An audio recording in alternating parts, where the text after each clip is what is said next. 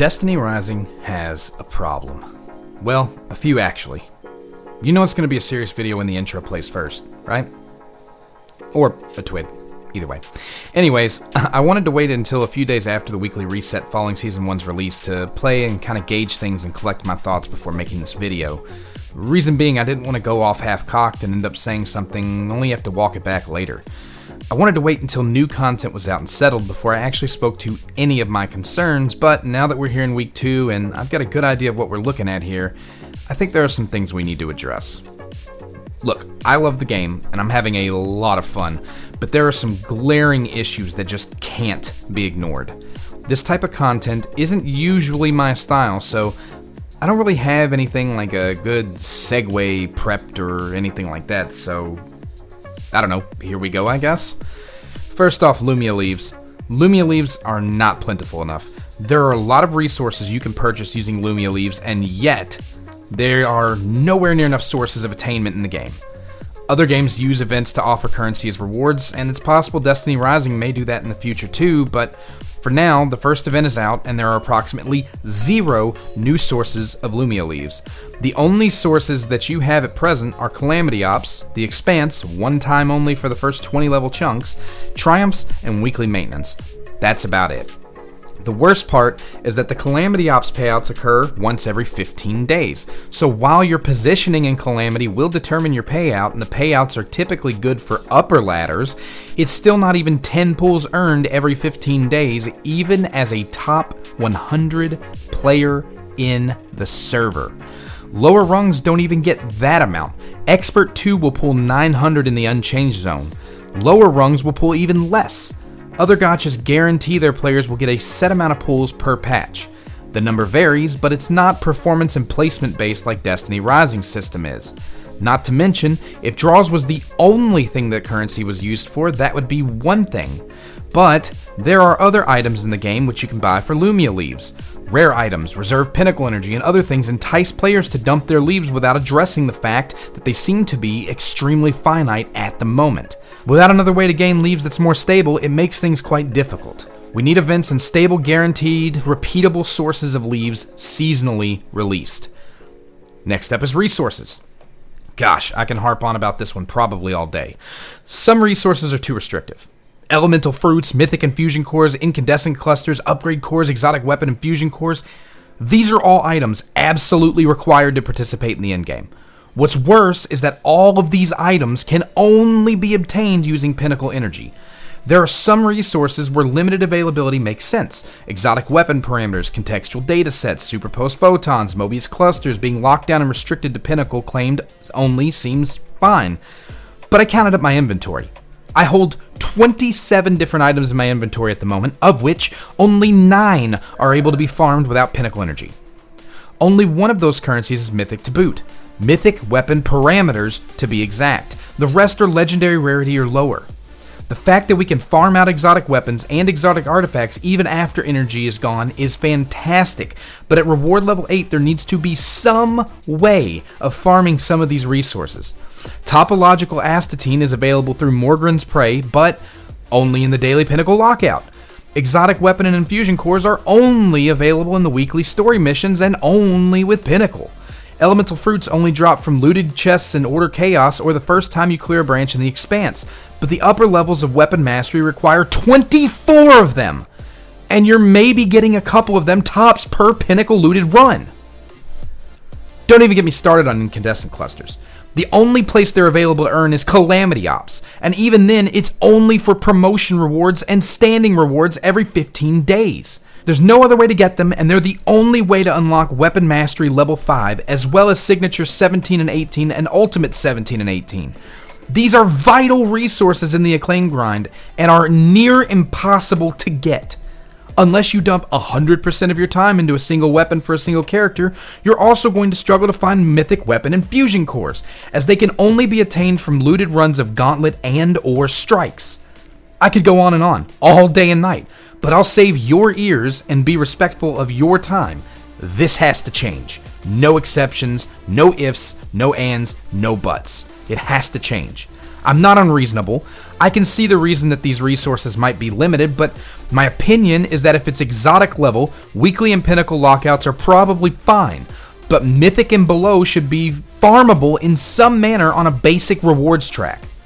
I'm far from the only one who holds this opinion as well. It's likely one of, if not the most important issue facing Destiny Rising right now, and it's gotta change. Moving right along, we've got grandmasters to release, and straight up, grandmaster isn't worth it. The rewards for grandmaster are downright terrible. Not because the sheer quantity isn't good, but actually because they are identical to the rewards from the master activities, except for the addition of the new seasonal currency, metastable cores, which, being only seasonal, isn't really relevant anyways. The only thing that's good for is leveling weapons from 80 temporarily to 85. Like, why? I don't know how this happened. This is the hardest challenge in the game, strikes-wise. How and why is the loot pool identical despite the challenge being increased? That's like the owner of a restaurant saying, hey, would you like to work as a manager but still be paid a line cook's salary? Respecting players' time and effort means rewarding and compensating them accordingly, based on difficulty. This is not that. The addition of one measly temporary level boosting currency isn't sufficient to entice players to run an activity. It can only be run a couple of times, maybe a day, so why not just double the reward gains? Give it the 15% exotic boost Gauntlet Onslaught gets. Double the material gains. What's the harm? And if doubling isn't the play, at least increase them all by about 50%. Leaving things as they are is 100% not the play. Next up is mods. What good reason is there for mythic mods to drop at level 3 and legendary mods to drop at level 4? It seems obvious to me that the order should be rares drop between 1 and 2, legendaries 2 to 3, and mythics 4 to 5, and exotics guaranteed to be 5.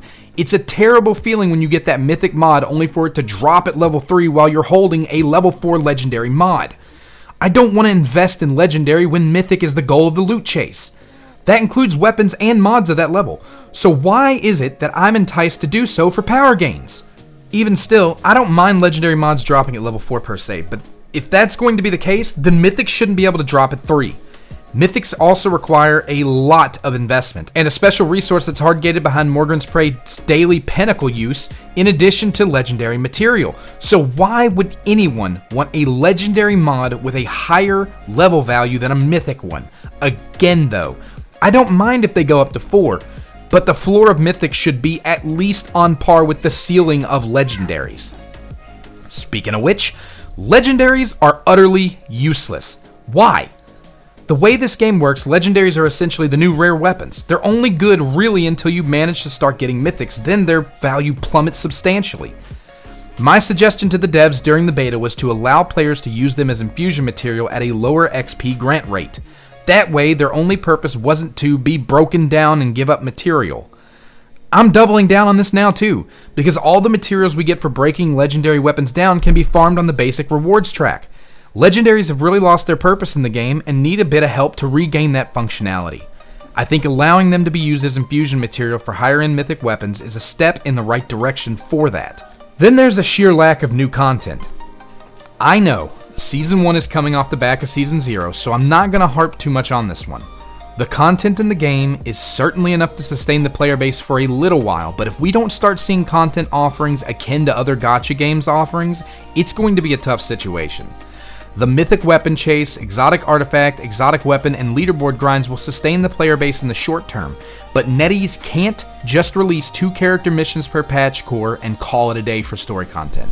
Like I said, I'm giving him a pass, because this first season I understand it's coming off the back of Season 0, which dropped a ton of content all at once.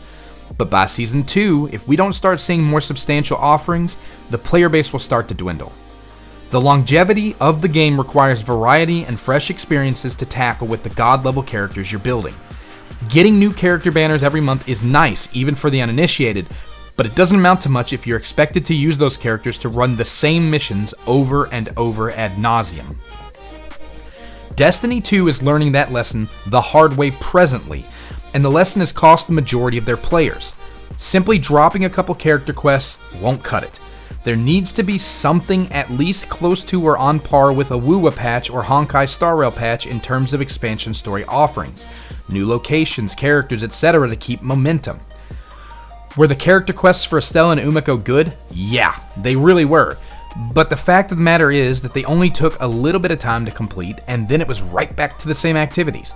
I mean, honestly, they released an event for Estella where the reward is the permission to buy a premium exotic skin at a lower cost point.